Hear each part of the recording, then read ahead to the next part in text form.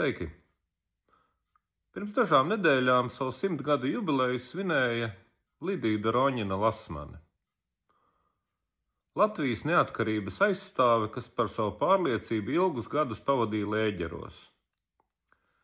Cilvēks, kurš jau atjaunotās Latvijas republikas laikā atteicās no 3 zvaigžņu ordeņa, jo labi zināja, cik okupācijas varas kolaboracionistiem šis ordenis ir pasniegts.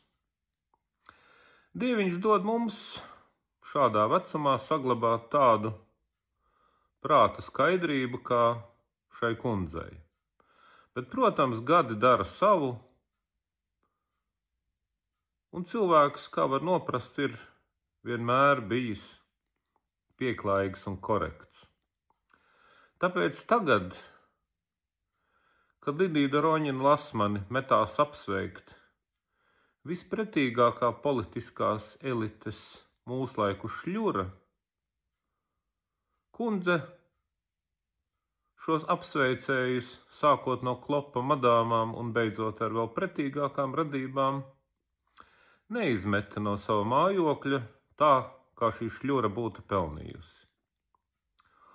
Un viena no šīs piesmērēties kārās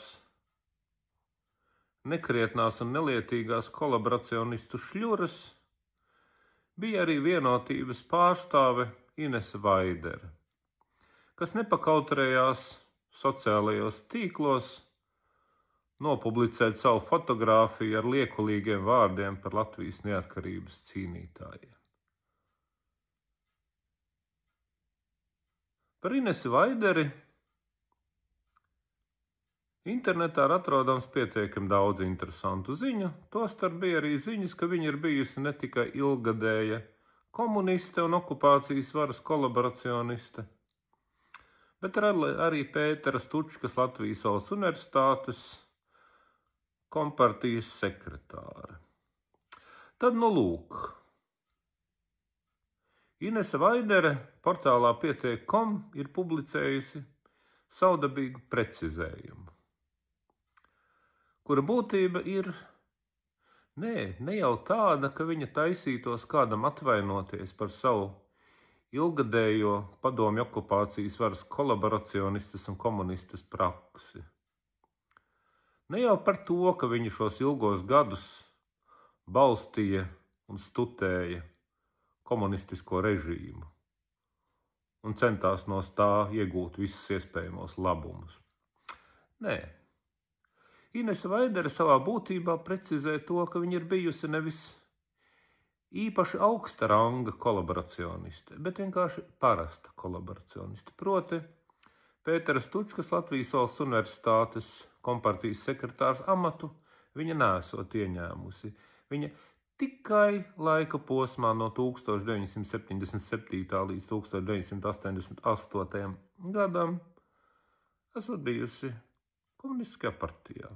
Un arī tajā viņa esot iestājusies tikai un vienīgi tāpēc, lai varētu veikt savu zinātnisko darbu, proti strādāt pie disertācijas par Vācijas Federatīvās Republikas ekonomiku.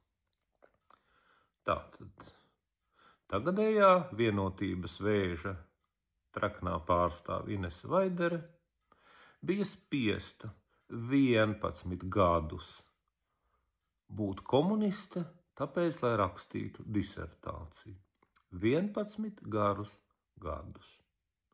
Un tad pienāca atmoda, un komuniste Vaidere izdomāja, ka viņa meklēs citus ūdeņus vai citu sili. Komunistiem tas ir diezgan tradicionāli un ierasti. Kad gaisā parādās pārmaiņu vēji, viņi ar savu labi attīstīto ožu ātri saož, kur pārmesties. Bet kas viszīmīgākais? Kolaboracioniste Inesei Vaiderei nenāk neprātā kaut ar pušplēstu vārdu pateikt, oi, ziniet, atvainojiet lūdzu neatkarīgā Latvija un tās iedzīvotāji par to, ka es 11 gadus biju okupācijas varas kolaboracioniste. darbojos komunistiskajā partijā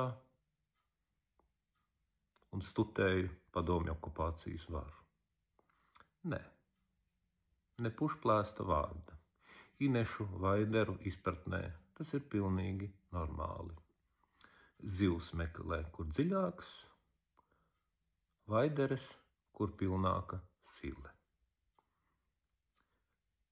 Un tagad padomājiet, ja kaut kas notiks ar Latvijas valsti, mēs labi redzam, kur iet Latvijas valsts, kādas katastrofas virzienā, jautājums tikai, kādā formā šī katastrofa pienāks. Tad padomājiet, cik ātri Ineses Vaideres pārmetīsies atkal pie jauniem siles tēviem un visiem interesantiem paskaidros neatkarīgās Latvijas valsts visvisādos amatos, es vienkārši biju spiesta strādāt tāpēc, kā. Saprotiet taču, ne jau kaut kādas tur pārliecības dēļ.